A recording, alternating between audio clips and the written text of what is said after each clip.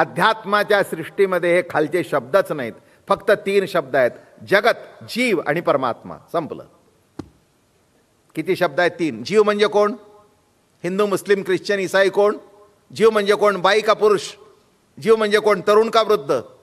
जीव म्हणजे कोण? चांगला का वाईट? खरा का खोटा? कोण? जीव म्हणजे कोण? जीव म्हणजे जीव. जीव मात्र. संपला ना? मग त्या सर्व जीव मात्राचं कल्याण असावं. लक्षात घ्या, जीवमात्रांच्या कल्याणाकरता जो स्थापित झाला तोच भागवत धर्म. त्याचाच हात तुमच्यावर असतो. सुख नसेल तर जीवन काय? आणि जीवन असून सुख नसेल तर जीवनाला अर्थ काय? मी आपल्या महाराष्ट्रापुरतं बोलतो. सौभाग्यवती बाई आहे आणि कपाळाला कुंकू नाही, शोभून नाही दिसत. किंबहुना त्या कपाळाला जर कुंकू नसेल तर नाही तो अर्थ काढला जातो. परप्रांतात सोडून द्या, काही नाही. आपल्या भारतात सुद्धा पुष्कळशे लोक आहेत की ते कुंकू पंजाब वगैरे मध्ये नाही लावत. ठीक आहे, त्यांची त्यांची पद्धत असेल. पण महाराष्ट्रामध्ये एक पद्धत आहे. बाकी कुठे हळदी कुंकाचा समारंभ नसतो, फक्त आपल्याकडेच असतो. कुठे निघाला? हळदी कुंकाला. कुठे निघाला? पार्टीला. ठीक आहे. काय कुठे निघाला? असं आहे का लंडनमध्ये? दिस is the Haldi Kunku of जानेवारी. नाही, चैत्रातलं हळदी कुंकू. हे मन कुठं आहे? हां, चैत्रातलं हळदी कुंकू, गौरीचं हळदी कुंकू. याचा अर्थ असा आहे की एक जो कुंकुम तिलक आहे तो जर नसेल तर त्या सौभाग्यवती बाईच्या जीवनाला काहीच अर्थ प्राप्त होत नाही. तसं जीवन आहे, पण त्या जीवनामध्ये सुख नाही, तर त्या जीवनाची किंमत. म्हणून परवाचा अभंग सांगितला, संसारा आलिया एक सुख आहे आणि आठवावे पाय विठोबाचे. किंबहुना ही सगळी सुखाकरता खटपट आहे. सुखाची प्रतिती भोगता येण्याकरता खटपट आहे. कारण ज्ञानेश्वर महाराजांना हे पक्क माहिती आहे की खटपट सुखाकरता आहे, पण वाटणीला दुःख येतं. हे जीवनातलं त्रिवार कुणी मान्य करो नाही तर न मान्य करो, पण महान सत्य आहे. इथे असलेली माणसं किंवा नसलेली माणसं एक तरी हात वर करून मला सांगा छाती ठोकपणे की आमची दुःखाकरता खटपट आहे. सांगू शकेल कोणी की माझी खटपट दुःखाकरता? एकही हरीचा लाल या जगात भेटायचा नाही. पण गंमत अशी आहे की दुःखाकरता खटपट न करता आणि ज्याच्याकरता खटपट करतोय, ज्या सुखाकरता, ज्या सुखाकरता खटपट आहे ते सुख मिळत नाही, आणि ज्याच्याकरता खटपट नाही ते दुःख वाटणीला येतं. अशातून बाहेर पडण्याकरता हे अध्यात्म तत्व आहे. हा आध्यात्मिक गणपती जो मांडला वस्तू निर्देश रूप, त्याचा हेतू तोच आहे. ओम नमो जी आद्या म्हटलं की तुम्हाला कळावं ज्ञानेश्वरीचा उद्देश काय. हे काय असं नमन केलं आणि तसं नमन केलं असं नाही आहे. समजावं हे नमन कोणाला आहे, आणि त्या नमनातून तुम्हाला हे समजावं की याची जाणीव परिपूर्णतेने होईल, तेव्हा सुखही येईल आणि दुःखही येईल, पण तुम्ही तुमची जागा सोडणार नाही. माझं बोलणं कळलं? सुखही येईल आणि दुःखही येईल, पण आपण आपली जागा न सोडणं हेच अध्यात्माचं परिपक्वता आहे. आणि त्याच्याकरता हा गणपती सांगत असताना महाराजांनी सुंदर विषय मांडला. बौद्ध मत बरं का, हो, एके हाती दंतू जो स्वभावता खंडितू बौद्ध मत संकेतू वार्तिकांचा. थोडासा विषय मांडला आपल्या पुढे की शून्य. शून्य म्हणजे काही नाही. महाराज या ठिकाणी म्हणाले शून्य सिद्धांतवादू कोणे सत्ता होय सिद्धू, नसता हा अपवादू वस्तू सिजो. सर्व शून्य आहे असा सांगणारा, अर्थात अनुभवणारा हा शून्याहून वेगळा असावा लागतो. हे शून्य आहे हे कोणीतरी सांगतंय, पण शून्य आहे सांगणारा कोणीतरी आहे ना, म्हणजेच ते शून्य नाही. महाराज म्हणाले हा शून्यवाद कोणच्या याने सिद्ध होणार आहे. म्हणून उगीच याच्यामध्ये माझं एक मत आहे आणि मी मानतो तेच खरं आहे हे म्हणण्यात काही अर्थ नसतो. म्हणून ज्ञानेश्वर महाराज म्हणाले शून्य सिद्धांतवादू कोणे स्वभावता खंडितू, बौद्ध मतवादू संकेतुवार मग सहज येतो सत्कारवादू. कुठे आलो आपण आता, सत्कार. त्याच्यावर थोडंसं बोललो की सहज ओघाने आलेला सत्कारवाद, सत्यत्वाचा वाद, सत्स्वरूपाचा वाद, सत्स्वरूपाची प्रतीती येण्याकरता सांगितलेलं निरूपण, केलेली चर्चा, किंवा सत्कारवाद हाच गणेशाचा वर देणारा कमलासारखा हात होय. काय म्हटलंय, तो पद्म करू कमलासारखा. आता हे बघा, थोडंसं जर बोटं एखाद्याची चांगली असली तर हे असं पकडलं की कमल होतो. कमळ बघितलं ना पाण्यातलं, असा त्याला दांडा असतो आणि असं कमळ. काय झालं, कमलाकर. मग कमळासारखा असणारा हात म्हणजे अशी बोटं निमुळती लागतात, एकदमच असं ते गोल असून असं जमत नसतं. कमलाकर म्हणजे असे हात कसे लांबलचक, बोटं कशी छान सुंदर, अलग लक्षात, अंगठा बिंगठा कसं नीट निटकं सगळं, म्हणजे योग्य तऱ्हेने. आणि असं जे असेल तो हात कसा आहे, कमलासारखा. म्हणून या ठिकाणी काय म्हणतायत, सत्कार. आणि आपल्याकडे कमळाला सुद्धा महत्व आहे बरं का. देवाने सुद्धा हातामध्ये फूल धरलेलं आहे, कमळ धरलेलं आहे बरं का. हो, ते ज्ञानेश्वरीमध्ये सांगतात, देवाला कोणीतरी विचारलं एकाने की देवा तुझ्या हातात कमळ का, तुझ्या हातात कमळ का. ते म्हणाले तुला माहित नाही, तुम्ही माझी उपासना करता पण मी माझ्या भक्ताची उपासना करतो. एखाद्या वेळेला माझा भक्त मला भेटायला आला आणि मग बाजारात जाऊन बुके आणायचा नाही का, आज अमके तमके आणणार आहे त्यांना बुके यायचा, तर बुके तयार करून द्यायचा, तसं नाही म्हणाले. माझ्या हातात कायम ते असतं. माझा भक्त भेटला की त्याला ते, म्हणजे ते कमल देऊन बरं का. आपल्याकडे कमळासारखे हात, कमल नयन बरं का, पाय सुद्धा कसे. हां, आपण त्या कमळाला फार महत्व आहे. हां, म्हणून कमळापती शब्द कसा आला, कमलापती, हे सगळे शब्द लागून आहेत. म्हणून हात कसा असावा, असा जुळलेला. वगैरे ते असं करू नये, ते निराळा हात आहे. ते सांगितलं जातं याच्यावर शिक्का. काय आपल्याला काही कोटच्याचेच घेणं देणं नाही, हाताशी नाही, ते सायकलही नाही. ते काय बरंच आहे, मला काही त्याचं माहिती नाही, मला त्यातलं काही कळतही नाही. इतकं वय झालं पण अजून काहीच मला कळलं नाही आणि कळून घ्यावंसं वाटतही नाही. काय कळायचं आहे, 2 घास नीट द्या आम्हाला म्हणजे झालं. मला म्हणणं कळलं का, 2 घास आम्हाला नीट द्या आणि आम्हाला सुखाने जगू द्या, उपद्याप करू नका आमच्या मागे, एवढंच मागायचं. दुसरं काय मागायचं. काय आपल्याला काय मागायचं आहे, काय बाबा महाराजाला काय माझे वारकरी उभं करायचे निवडून आणायला, नाही तेही करून दाखवी ना, गॅरंटेड. नाही जर उभे करून 100 आमदार निवडून आणले तर नाव बाबा महाराज नाही. काही अवघड नाही. यांना जेवढे ट्रकनी माणसं येत नाही तेवढं नुसतं बोर्ड लागलं की येतं आणि त्यांना सांगायचं हा माझा वारकरी आहे, नीतीने वागणार आहे, मत टाका, बघा काय होईल. माझ्या घरामध्ये पुडकी घेऊन म्हणजे पहिला माणूस येईल त्याच्यातच माझं देऊळ पूर्ण होईल.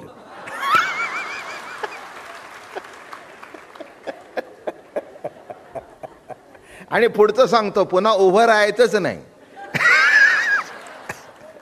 नुसतं डिक्लेअर केलं तर पहिला जो येईल ना, माझ्या वार्डातून नको, असं वार्ड सरकत सरकत पुढे जायचं, अशी 50 देवळं वर्षाची आत बांधून टाकू. पण ते देवाला पटायचं नाही, मलाही पटायचं नाही. आपलं आहे ते छान आहे. मी कशा करता सांगितलं, मजा आहे जीवनाची. बस आशीर्वाद तया जाती, आवडी चित्ती देवाची. कल्याण ते असो क्षेम, वाढो प्रेम आगळे. आशीर्वाद तया जाती. आशीर्वाद कुणाला जातो? ज्यांच्या चित्तामध्ये देवाची आवड आहे आणि जे सत्कर्म करतात. पहिला काय शब्द वापरलाय, नीट लक्षात घ्या, फार सुंदर शब्द वापरलाय. कुठचा? सत्कारवादू. म्हणजे सत्कार्य करतो त्याला आशीर्वाद मागण्याची गरज नसते, त्याला आशीर्वाद सहज जातो. बोलण्यातून विषय निघाला. आत्ताच मी जिथे जाऊन आलो, आमचे अशोकराव अध्यक्ष होते, आज त्यांच्या अध्यक्षतेखाली आमची सभा होती. एका पतसंस्थेचं उद्घाटन होतं, तेव्हा ते तिथे अध्यक्ष होते. तेव्हा एक गोष्ट सांगितली तिथे. माझ्या शेजारी एक राजकीय माणूस होता. तेव्हा तिथे एक गोष्ट सांगितली. राजकारणातले खूप आता गमती माहिती आहेत, सगळ्यात मजा आहे. काय झालं, हे बायलिंग्वल स्टेट होतं महाराष्ट्राचं. आणि बायलिंग्वल स्टेट होत असताना, म्हणजे पूर्वी गुजरात बिद्वा सगळे हे मोठं होतं, म्हणजे मुरारजीभाई होते त्यावेळेला. आणि मग तो फारच वाद झाला. मुंबईसह महाराष्ट्र झालाच. आता काय पाहिजे म्हणण्याचं आहेच ना, आता पाहिजे म्हणण्याची काही गरज नाही. त्यावेळेला मग ते आचार्य अत्रे मराठा, मग सगळे जे वाद झाले, हे मोठं काळ मजेशीर होता, त्याचे आम्ही साक्षीदार आहोत. यशवंतरावांची सगळ्या पहिली मिरवणूक आम्ही तेव्हा लोणाला होतो, ते सगळे गंमत बघितली. मग पहिलं मंत्रिमंडळ स्थापन करायचं होतं. विषय सोडून बोलत नाही मी, मला तुम्हाला वरद हस्तान आशीर्वाद सांगायचा आहे. मला ती सवयच नाही, इकडे तिकडे जात नाही. इकडे तिकडे गेल्यासारखं वाटतं म्हणजे तुम्ही नीट ऐकत नाही असा अर्थ आहे. इकडे तिकडे कुठेच जात नाही. जे मूळ धरलेलं असतं त्याच्या अनुषंगाने फक्त भरपूर विषय, भरपूर माहिती तुमच्या पुढे सांगितली जाते. आणि मग मंत्रिमंडळ स्थापन करायचं होतं. त्यावेळेला असं नव्हतं प्रत्येक आज्ञा दिल्लीहून येत होती, कोणताही पक्ष असतो. तेव्हा तसं नव्हतं. गेल्यावर त्याने आतमध्ये चिठ्ठी पाठवली यशवंतराव चव्हाण, म्हणजे सेंड हिम इन. मग जेव्हा पंडितजी असे खिडकीकडे तोंड करून पाठ करून उभे होते असे, हे गेले, sir I have come. Yes, come in Chavan. त्यामुळे आता काय पाहिजे तुम्हाला, तर दिला महाराष्ट्र, जे करायचं ते करून टाकलं. नाही म्हणाले, ते मंत्रिमंडळ फॉर्म करायचं आहे. तेव्हा तुम्हाला विचारायला आलो आहे. ते म्हणाले, महाराष्ट्रात राज्य तुला करायचं का मला करायचं आहे? Why do you ask me? It's your choice. You select your own team. तुला जे पाहिजे ते तू कर. ही चर्चा माझ्याकडे करायचं नाही. बघा केवढी मोठी माणसं. आता बारीक नेमणूक जरी व्हायची तिथं काय अवघड आहे. म्हणून त्या आता नेमणुका होत नाहीत. जे चाललंय ना सध्या, नेमणुका होत नाहीत. करायचं अवघडच. तिथे पंडितजी म्हणाले, you have to rule Maharashtra, it's your own choice, you select your own people. मग ते म्हणाले, सर मला तुमचं ब्लेसिंग्स पाहिजेत. असे वळले चटकन, असे होते ते जरा. ते म्हणाले, असे आशीर्वाद मागून मिळत नसतो म्हणे, नीट कार्य कर मग आपोआप येईल. माझं बोलणं कळलं का? आशीर्वाद डिमांड करू नका. आत्ताच मी सांगितलं, माझ्याकडे माणसं येतात, एखादा याच्यात येईल त्याला चोरीला जायचं आहे, माझ्या पाया पडेल, महाराज आज फार मोठ्या कामाला निघालोय, आशीर्वाद असू द्या. मग आम्ही आपला असा केला. मग तो पुन्हा सांगायला, महाराज काय केलं ते विचारू नको, पण तुमचा, अरे काय आता काय अर्थ आहे का त्या? आशीर्वाद केव्हा येतो दारात चालत? सत्कार्य जर केलं तर आपोआप सत्कार होतो आणि आशीर्वाद पुढची थोडक्यात संपवतो. ते म्हणाले, मागू नकोस आशीर्वाद, काम चांगलं कर. मग ज्या वेळेला जे पंडितजी महाराष्ट्रात आले, त्यांनी त्यांना कधीही आपल्या गाडीत घेतलं नाही. आले की नाही ते पुढच्या प्राईम मिनिस्टरच्या गाडीमध्ये आणि फॉलो मी, आपलं त्यांची गाडी मागे. पण एक दिवस असं घडलं काही 2 वर्षांनी,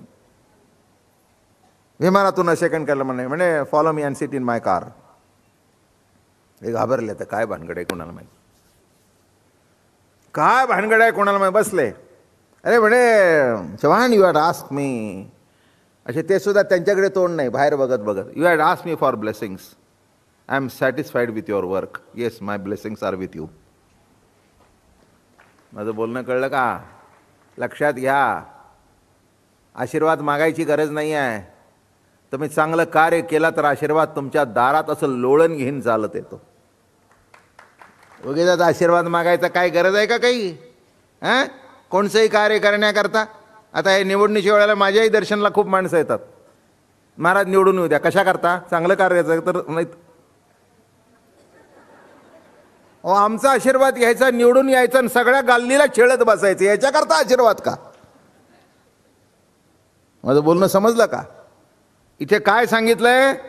आशीर्वाद हा पद्मकर आहे. हा खरंच आहे.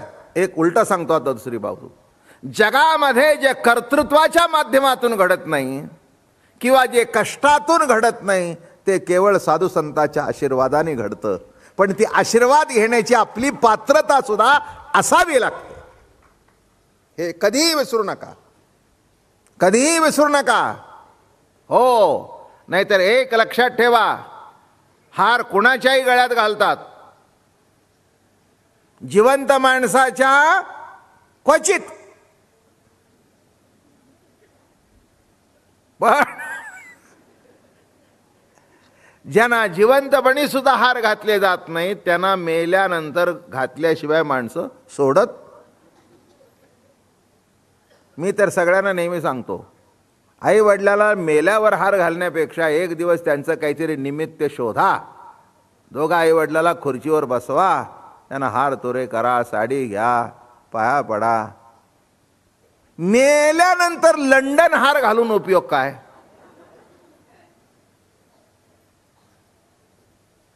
नाही का? तो हार अडकून ठेवल्यानंतर माणसाने विचारलं पाहिजे, काय गोविंदराव आज मोठा हार आमच्या मुलाने आणला. एक सांगू का? मेल्यावर प्रेम करू नका, जिवंतपणी प्रेम करा, म्हणजे प्रेम केलेलं कळेल तरी.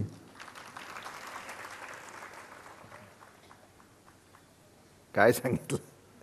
अरे आशीर्वाद मागायची आवश्यकता काय? सत्कार वादू, कमल करू. कसा आहे तो हात? कमळासारखा सुंदर हात आहे. आणि नुसतं असं जरी केलं तरी माझी खात्री आहे, जो खरा हात आहे, ज्या हाताने पुण्य केलंय, तो हात आपल्याकडे वळला तरी आपल्याला आशीर्वाद मिळतो. माझ्या आयुष्यातला अनुभव आहे बरं का. त्या हाताची तुम्हाला माहिती आहे का, आपल्याकडे असं म्हणतात, कराग्रे वसते लक्ष्मी. सकाळी उठल्यावर काय करावं? असं बघावं हात. कारण का? हातामध्ये लक्ष्मी आहे बरं का. हात अतिशय ताकद आहे हातामध्ये. म्हणून आपण शब्द काय म्हणतो? त्याने हात दाखवला बरं का. काय म्हणजे उचलून आपटलं तरी काय म्हणता? हात दाखवला बरं का. नाही का? ज्योतिषाला सुद्धा काय म्हणतात? जर हात बघा पो आमचा, आमचं भाग्य कसं आहे. अरे काही नाही, तसं काही नसतं. मी चांगल्या रेषा बघितल्यात, इथून निघालेली वर गेलेली, पण भीक मागत बसलेलं बघितलं. मी अतिशयोक्ती सांगत नाही. आता इतक्या वर्ष या महाराष्ट्रात परंपरा, आज नाही म्हटलं तरी 135-140 वर्षाची, कालची 4थी पिढी होती दादा महाराजांची तुमच्या पुढे. तर नात 5वी आहे, तर नातू अजून तुम्ही बघितलाय सगळ्यांनी, येईल केव्हा तरी. त्याचाही तिकडे कार्यक्रम होता आणि ह्यांची सगळ्याची इच्छा आहे. पण काय त्याचं कॉलेज अमकं तमकं, 5 पिढ्या जे चालू आहे ते मला एकच सांगायचं आहे, कर्तृत्व असेलही बाबा महाराज किंवा त्यांचे आजोबा, पण मला एक कळतं चुलते, पण त्याच्यामागे आशीर्वाद हा मूलभूत पाया आहे. मी हे मानणारा माणूस आहे. तुम्ही माना नाही तर नका मानू, मला काही घेणं देणं नाही. आणि याच्याबद्दल चर्चा सुद्धा मला करायची नाही. कोणी म्हणाल आपका हात जगन्नाथ, पण हातच ना. मिजाज मारू नकोस. कृपा कटाक्षे न्याहाळिले, आपुले पदी बैसविले, बाप रुक्मादेवी विठ्ठले, भक्ता दिधले वरदान.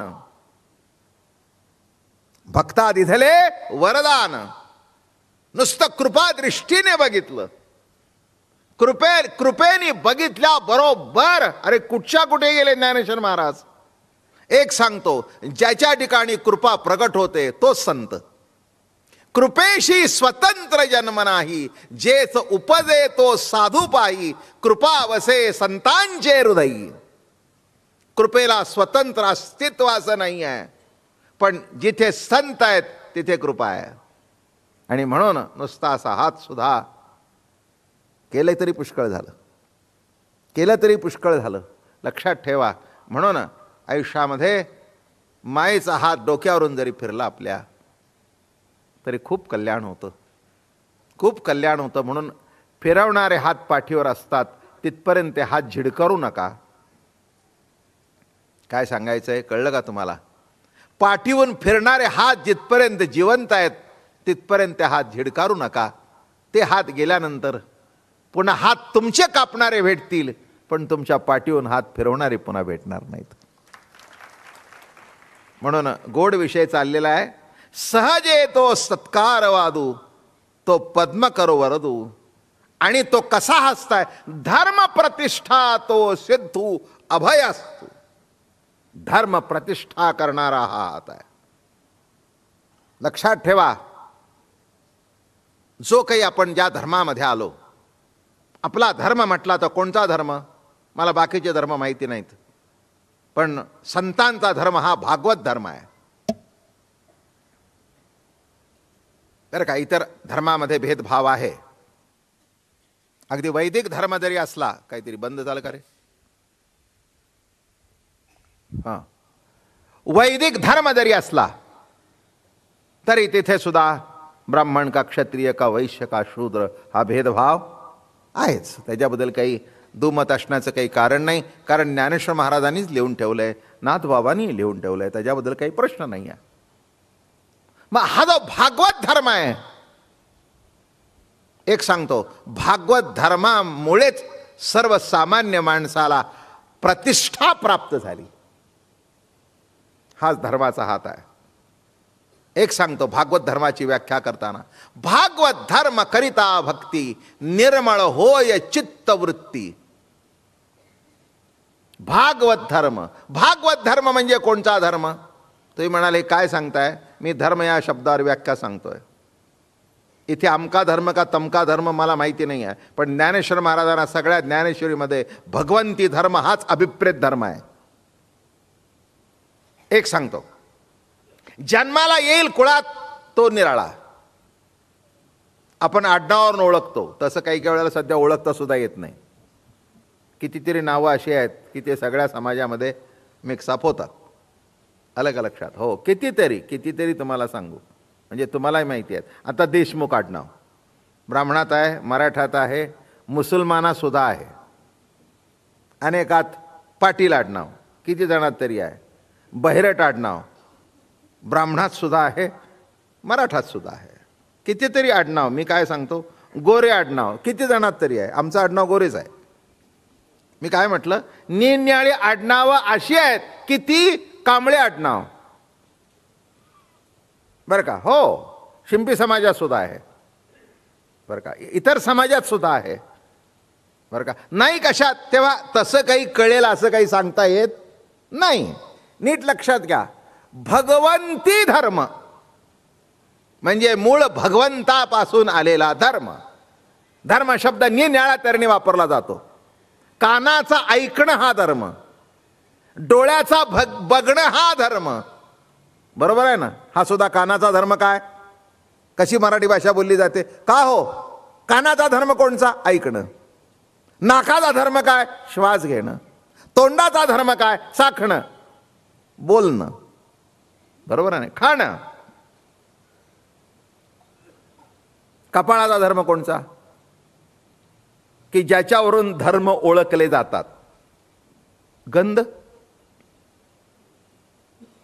नाही का? आडवा बघितला की शैव, उभा बघितला की वैष्णव आहे ना. त्रिपुंड बघितला मध्वाचार्य वल्लभाचार्य, ते गंध बघितलं की कळतं. कुंकवांची सुद्धा आपल्याकडे पद्धत असायची. हे कुंकू निराळं.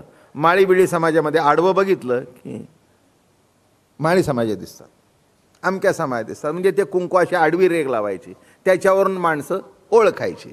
त्यालाही काही अर्थ नाही. आता उभा का आडवा, मोठी गंमत आहे याच्यात. मी भगवंती धर्म सांगतोय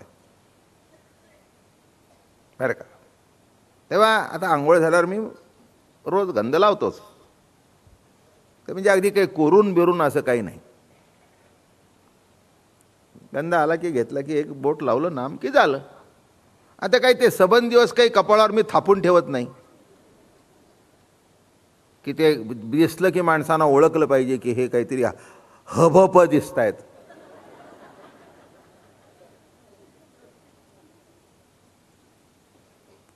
हबप मी दिसूच नाही असावं.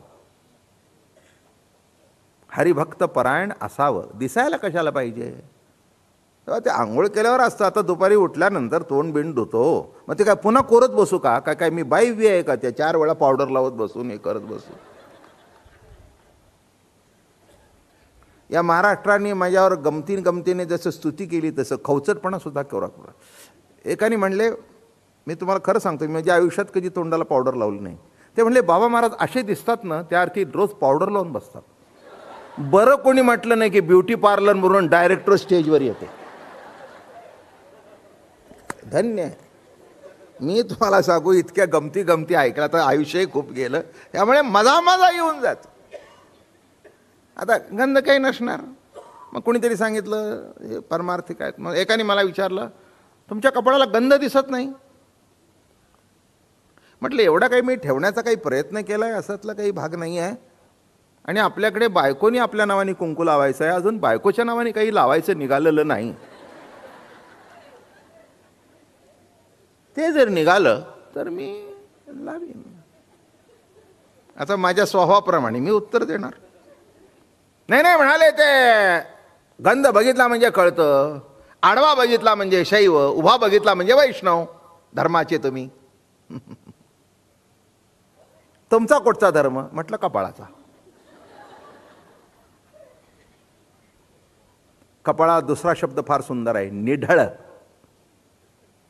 उभाही लावला तरी जे ढळत नाही आणि आडवाही लावला तरी ढळत नाही आणि नाही लावला तरी जे ढळत नाही, असं जे निढळ, असं जे माझं कपाळ, ते ज्या धर्माचा आहे तो धर्म माझा. बोलणं समजलं का? कपाळाचा धर्म कोणचा? भगवंती धर्म. नाही का? कपाळ कोणत्या धर्मानी, कान कोणत्या धर्मानी, बोलणं कोणत्या धर्मानी, ऐकणं कोणत्या धर्मानी, चालणं माझ्या पायातून प्रगट होतो कोणत्या धर्मानी, श्वास कोणत्या धर्माचा? हिंदू, मुस्लिम, ख्रिश्चन, ईसाई, बाई, पुरुष, ब्राह्मण, क्षत्रिय, वैश्य, शूद्र, खरा खोटा चांगला कोण? श्वास ज्या धर्माने चालतो तोच आमचा धर्म, भगवंती धर्म, नामे भागवत धर्म. वारकरी संप्रदायात केवढी मोठी व्याप्ती आहे हे तुमच्या अजून लक्षात आलं नाही. यांना गंध कळत नाही, फक्त उभा का आडवा एवढा अहंकाराचा दुर्गंध सुटलेला आहे. माझं बोलणं कळलं का? उभा काय ना आडवा काय? एकाने मला विचारलं, शिवाचा आडवा का आणि विष्णूचा उभा का? म्हटलं उभा असतो म्हणून तिथपर्यंत विष्णू असतो ना, आडवा झाल्यावर शिव असतो, म्हणून तो आडवा हा उभा. ते म्हणले, तुमची संगती लावण्याची काही तराच निराळी आहे, म्हणूनच मी निराळा आहे तरी वाईक. काही चुकलं का माझं? शिवाचा कसा असतो? आडवा. म्हणजे आडवा झाल्यावर शिव, तिथपर्यंत शिवाचा संबंध येत. कारण का? विष्णू कुठपर्यंत? उभ्याचा एकदा तुम्ही आडवे झाला की शिव भगवान म्हणले चला.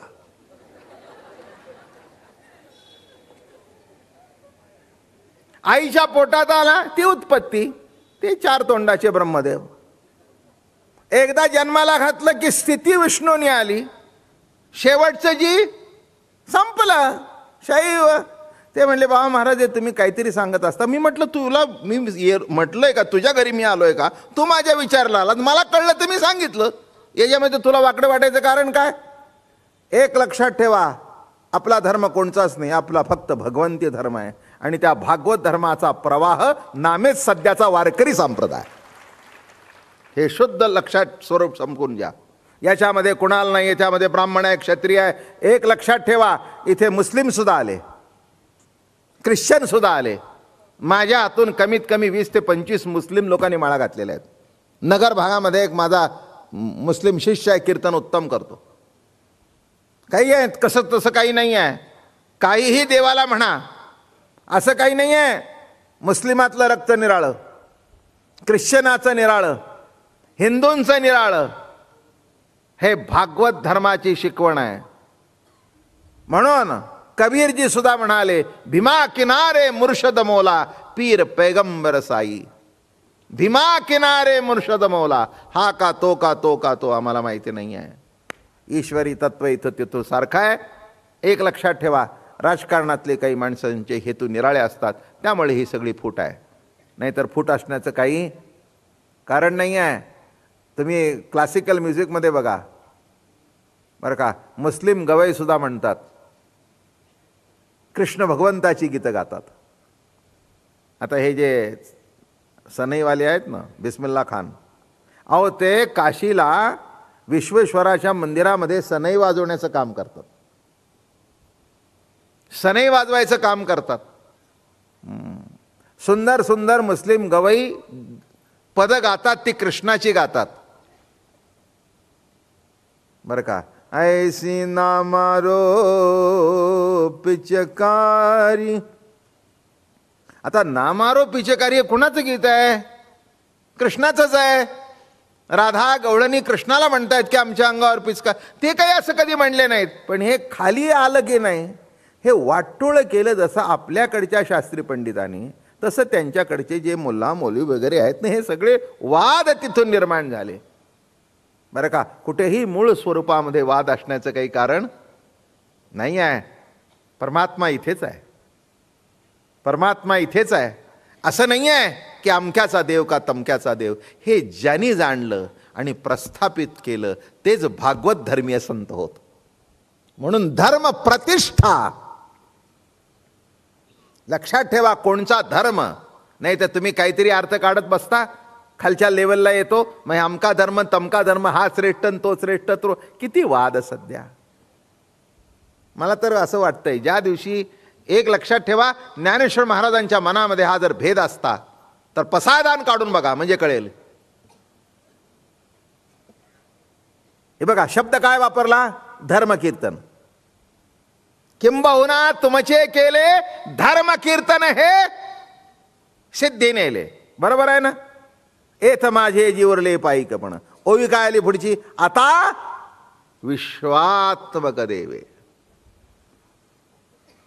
कुणाचं कल्याण लिहिलंय तिथे, माझा जन्म आळंदी गावात, तेव्हा आळंदीकराचंच कल्याण व्हावं असं आहे ना कुठेतरी खाली होई का नाही? नाही का? पुणे जिल्ह्याचं कल्याण, महाराष्ट्राचं कल्याण, भारताचं कल्याण नाही, विश्व स्वधर्म सूर्य पाहाव, सर्व विश्वाचं कल्याण हो. अध्यात्माच्या सृष्टीमध्ये हे खालचे शब्दच नाहीत, फक्त 3 शब्द आहेत, जगत, जीव आणि परमात्मा. संपलं. किती शब्द आहेत? 3. जीव म्हणजे कोण? हिंदू मुस्लिम ख्रिश्चन ईसाई कोण? जीव म्हणजे कोण? बाई का पुरुष? जीव म्हणजे कोण? तरुण का वृद्ध? जीव म्हणजे कोण? चांगला का वाईट, खरा का खोटा? कोण? जीव म्हणजे कोण? जीव म्हणजे जीव, जीव मात्र. संपला ना. मग त्या सर्व जीव मात्राचं कल्याण असावं. लक्षात घ्या, जीवमात्रांच्या कल्याणाकरता जो स्थापित झाला तोच भागवत धर्म, त्याचाच हात तुमच्यावर असतो. हे मी माझ्या पद्धतीने सांगतोय. इथे वैदिक गणपती मांडलेला आहे, तरी पण ज्ञानेश्वर महाराजांचा जर मूलभूत, कारण का शेवटी एकच म्हणाले, हे धर्माधर्माचे टवाळ तावी अज्ञान जे कामुळ, ते त्यजून तेजी सकळ धर्मदात. नको ते धर्म, दावी अज्ञान जे का मूळ, जे धर्म मर्यादा घालतात ते धर्म तरी कसे म्हणावे, व्याप्ती असावी, जीव मात्राच कल्याण व्हावं, जे जे देखे भूत. बघा भागवत धर्म, जे जे हे हे नाही, हे हे हे हे नाही. काय बाबा महाराजांच्या 1 महिनाभर जे प्रवचनाला येतात त्यांचंच कल्याण होऊन बाकीच्याच सगळ्याचं असं येऊ न येऊ. ऐकून घ्या, येऊ न येऊ. वारकरी संप्रदायाला मानोत न मानोत, ज्ञानोबारायाला मानोत न मानोत, पांडुरंगाला मानोत न मानोत, ज्या गणपतीवर प्रवचन करतोय महिनाभर त्याला मानोत न मानोत, कसाही यास तुझं कल्याण हो, कसाही यास, कसाही यास, तू तुझा कसाही राहा, पण आम्ही तुला आशीर्वाद देण्याकरता थांबणार. तू कसाही वाग. लक्षात ठेवा, आई बाप किंवा आपल्यावर प्रेम करणारी मंडळी आपण कसे वागलो याचा विचार करत नाहीत, ते आपल्या पद्धतीने चालतात, आशीर्वादाने, आशीर्वादाने चालतात. म्हणून इथे शब्द वापरला धर्म प्रतिष्ठा, तो सिद्ध असताय. धर्माची प्रतिष्ठा हा सिद्ध असताय. म्हणून पण धर्म शब्द मला तुम्हाला मुद्दाम थोडक्यात सांगायचा होता, जास्ती काही व्याप्ती वाढवणार नाही कारण दिवस थोडे शिल्लक राहिले आता, बरं का.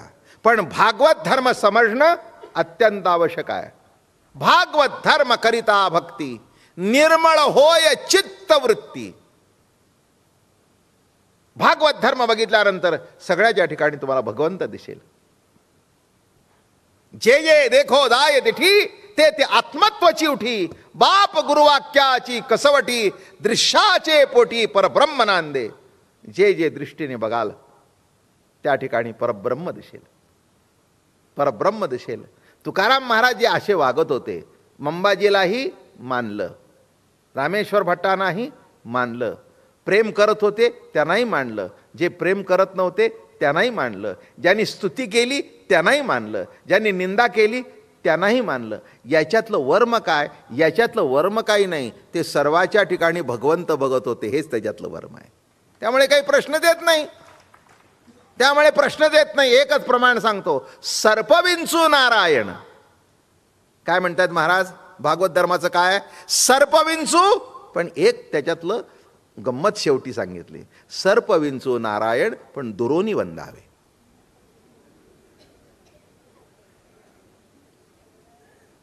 मी बिळातल्या नागाबरोबर बादल सांगत नाही,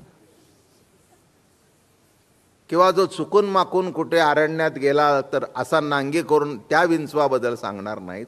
पण आपल्याच अवतीभोवती, माफ करा मला, भरपूर साप, भरपूर विंचू, त्याला तोटाच नाही. तुम्ही जवळी करायला जर नाही, जर त्यांनी नांगी मारली तर नावाचा विंचू नाही. म्हणून एक लक्षात ठेवा, यांना तोडायचं नाही, पण जास्ती जवळ सुद्धा काय कसं काय. वा वा वा वा, आज भेटून बरं वाटलं, बराही येतो. सर्प, सर्पविंचू नारायण पण दुरोनी वंदावे, हे आजपासून शिका. जास्ती उगीचच या विंचोबा. आमचे तुकाराम महाराज म्हणाले तुम्ही सुद्धा देव आहे. मग त्यांनी आपला हातावर प्रसाद ठेवला, म्हणला काय तुला अक्कल आहे का, अक्कल आहे का तुला, म्हणला मी तुला नारायण म्हणून. तो म्हणला माझं तरी काय चुकलं, तुम्ही हातात घेतल्यानंतर मग प्रसाद ठेवू नको का, कारण तो प्रसाद कसा आहे हे मला माहिती नाही. नाही कळलं. विंचाला विंचू कधी चावलाय का, तेव्हा आम्हाला वाटलं जे तोंडात आहे ते टाकावं, आम्ही टाकलं, प्रसाद दिला. लक्षात ठेवा, एवढं जर आयुष्यात टिकाल, सगळ्याला कमी मानायचंच नाही.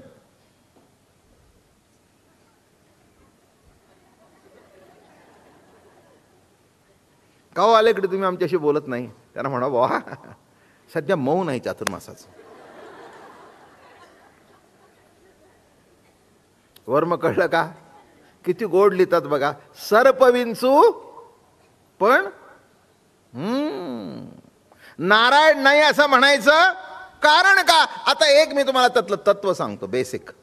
सर्व जर नारायण तर विष सुद्धा नारायणच आहे ना, का नाही? पण ओळखून वागा. त्याच्यातला जो देव आहे बरं का, त्याच्यातलं जे तत्व आहे ते तत्व ओळखून वागा ना. नावं ठेवायची गरज काय? हातामध्ये विस्तू घ्यायचं आणि म्हणायचं हा भाजलं कसं? भाजलं कसं काय? विस्तू आहे,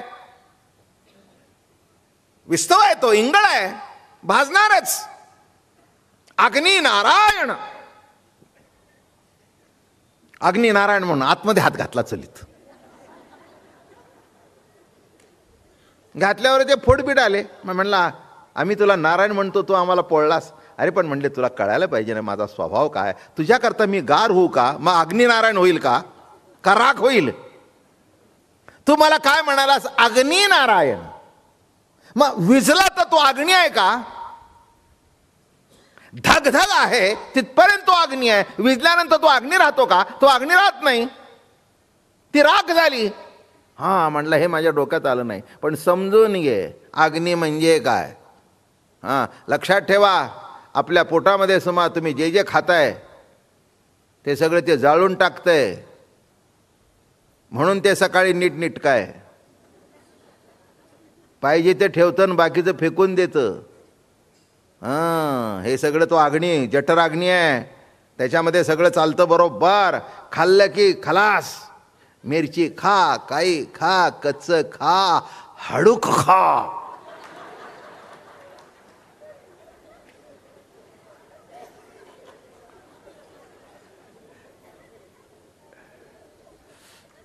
काय आता सगळी माणसं पोट धरून हसतायत. आता मी तरी काय करू? काय पचतंय ना, पचवतोय ना, ते लक्षात ठेव. उगीच पचत नाही, तो अग्नी आहे. तो पोटातला अग्नी त्याला जाळून खतम करून टाकतो. मग जठर अग्नी आहे ना, मग अग्नी देवता आहे ना. एक लक्षात ठेवा, भूक लागली म्हणजे समजावं अग्नी बरोबर काम करतोय. भूक कमी झाली म्हणजे समजावं आता जरा आज कमी झाली, आज कमी झाली. म्हणलं तासभर ठेवलंय. म्हणला खाली बघा की, जरा वाढवा ना, लाकडं घाला ना. तसं याच्यामध्ये लाकडं घातली की नाही, धाक धाक धाक धाक धाक खाल्लं, पचलं, पाहिजे ते ठेवलं, बाकी फेकून दिलं. मी नेहमी सांगतो, तुम्ही ऐकलंय मागे सुद्धा, शारीरिक आरोग्य म्हणजे काय? मानसिक आरोग्य आणि शारीरिक आरोग्य दोन्ही सारखीच आहेत. मागेही सांगितले पण पुन्हा सांगतो विसराल म्हणून. शारीरिक आरोग्य शब्दाचा अर्थ to retain what is good and through out the waste. साधं सरळ व्याख्या आहे. जे चांगलं आहे ते शरीरामध्ये रक्त होतं, व्हायटामिन्स मिळतात, बस. Retain what is good and through out the waste. तसं मानसिक हायजीन काय? जे जे डोळे उघड्या ठेवून जे बघता, retain what is good and throw out the waste. खलास. तुम्ही काय करताय? नको ते आतमध्ये साठवून ठेवताय, पांडुरंगाला बाहेर टाकताय. नाही सकाळी उठून तांबे घेऊन पळावं लागेल तर काय?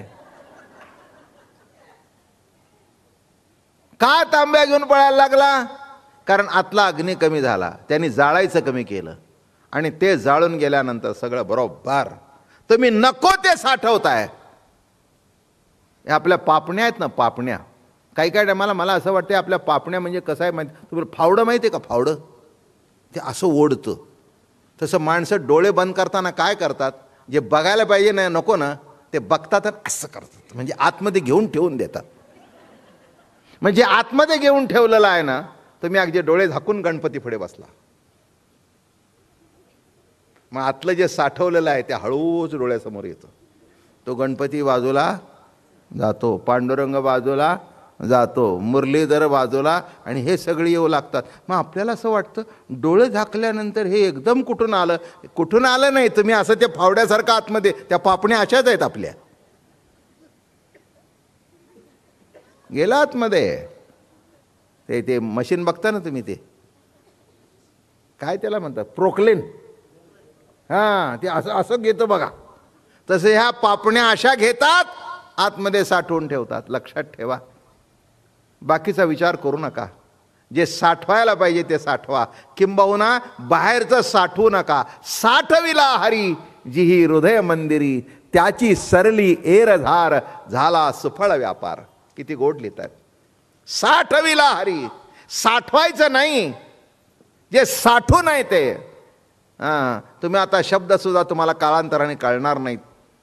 पूर्वी आपल्याकडे वर पाण्याचे टाकी नसायच्या, मग घरामध्ये विहिरीचं पाणी आणायचं किंवा ओढ्याचं आणायचं, नदीचं आणायचं, आणि साठवून ठेवण्याकरता केलेली साठ असायची.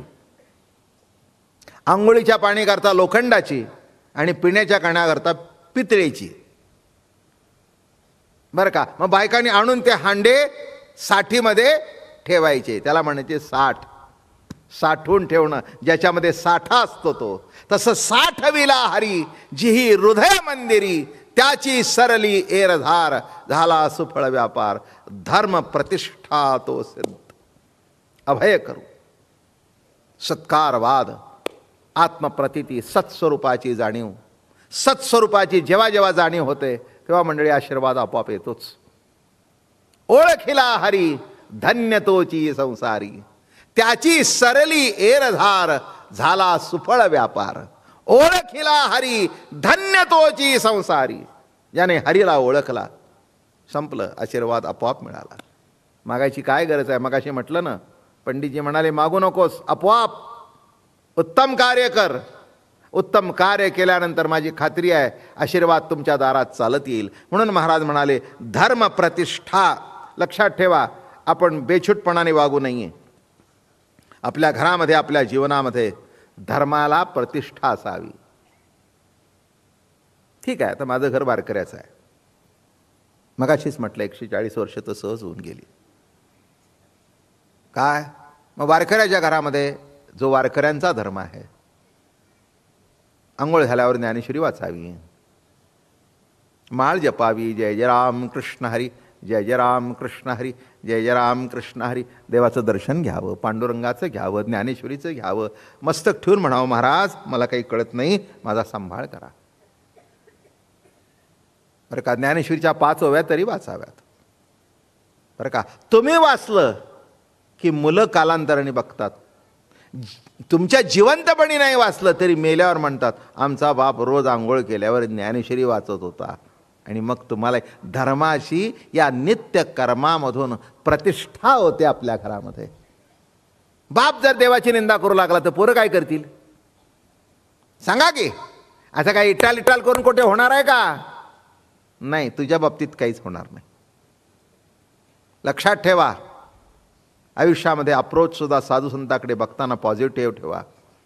मी साधुसंताबद्दल बोलतोय, मी ते काही उगीच छातू हे काही मलाही येत नाही, मी त्या मार्गात कधीच नाही आहे. लाखो माणसं आपल्या परंपरेमध्ये आहेत.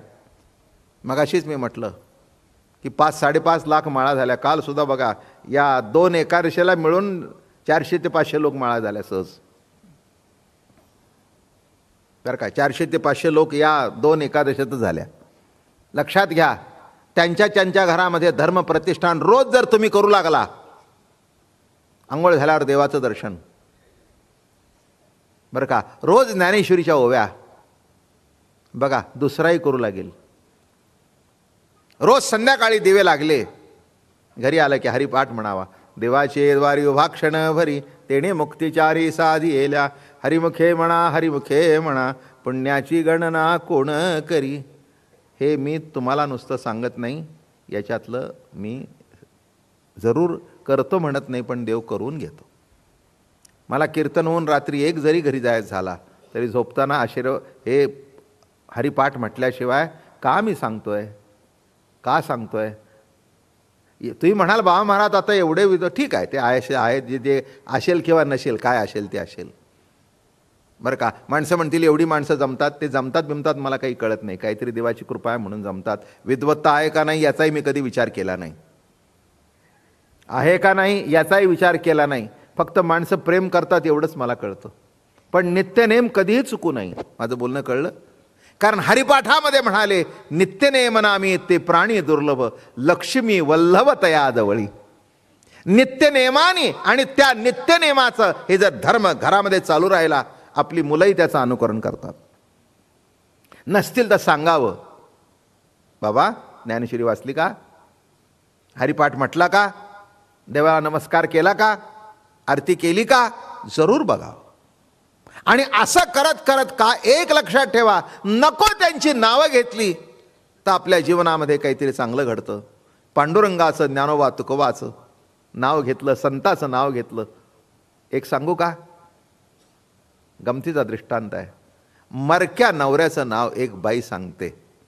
नवरा गेलेला आहे तिचा, नवरा तिचा गेलेला आहे, आणि त्याचं नाव ती सांगते, आणि सगळे बँकेचे पैसे तिच्या नावावर होतात. आहे की नाही? आश्चर्य आहे नाही? घडतं ना असंच. कितीतरी विधवा तुमच्याकडे येतात, आता तुमची बँक आहे, येतात, नवरा गेलेला असतो, नाव तिचं घातलेलं असतं. मग ती येते, अहो आमच्या मालकाचे पैसे, हो आहेत की 2 लाख आहेत. ठेवताना लाख ठेवले होते, 7-8 वर्ष ठेवले, त्याचे डबल झालेत. हां, मग मला, हो हो वा, तुम्हाला मिळणारच, फक्त ओळख आणा. हां, मग आपली सही, हां याच त्याच्या, ठीक आहे, घेऊन जा. मला काय सांगायचं कळलं का? नवरा मेलेला आहे, नवरा जिवंत नाही. नवरा जिवंत नाही, नवरा मेलेला आहे. पण मेलेल्या नवऱ्याचं नाव जर सांगितलं आणि त्याचं इमान देऊन राहिलं तर त्याच्या इष्टिटीला माळीक होते. मग आहे त्या देवाचं नाव घेतलं तर समाधानाच्या इष्टिटीचे का तुम्ही मालक होणार नाही? साधं सरळ गणित, प्रॅक्टिकल भाषा आहे ना. मग ती पैसे घेऊन आल्यानंतर ढाय रडायला लागली. अहो मला माहिती नव्हतं, मला वाटलं माझं कसं होईल. पण पॉलिसी होती, माझ्या नावाने उतरली होती, 5 लाख आले मला. आता काही नाही, हां मला फक्त एकच सांगून गेले, ते तेवढे ठेवून दे, पोरांनी मागितलं तरी देऊ नको, मेल्यावर तुझी नावं घाल, व्याजात जगशील. आणि सगळ्यांनी असंच करावं बरं का, नाही तर बाप गेल्यानंतर कार्टी.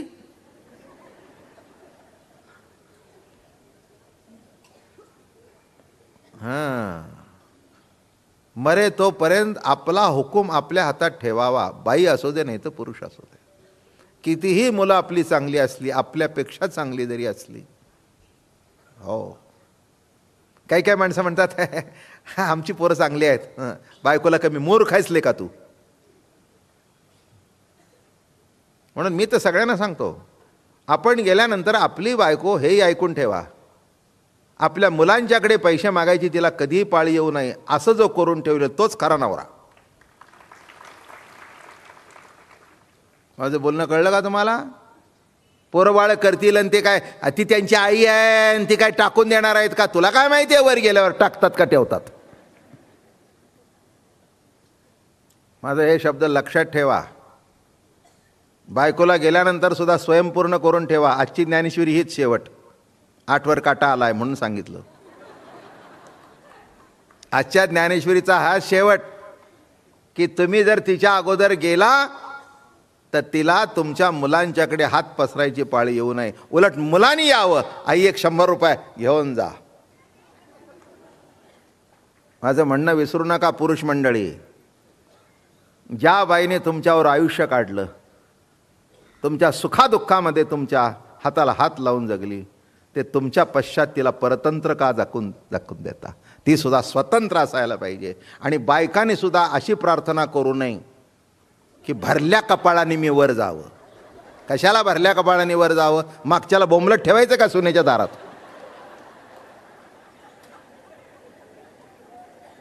बायकांना सुद्धा काही कळत नाही. कशाला भरल्या कपाळाने? एक लक्षात ठेवा, पुरुषाला सुद्धा नवरा गेल्यावर जितकं वाईट असतं तेवढं पुरुषाच्या आयुष्यात सुद्धा, म्हणजे त्याची बायको गेल्यावर फार दुःख असतं. इथे बायकोला 2दा चहा मागतो, सून म्हणते वय झालं किती पिता. म्हणून तुम्हा बायकांना जर प्रार्थना करायची असेल, तुमच्या नवऱ्यावर खरं प्रेम असेल, तुझ्या मागोमाग लगेच जावं असं म्हणा. काय ही भरल्या कपाळाने जाणीन, हा काही सगळ्या शेजारच्या काकू जरा दूध करून देता का काय रे? म्हणजे खऱ्या जर तुम्ही पतिव्रता आहातच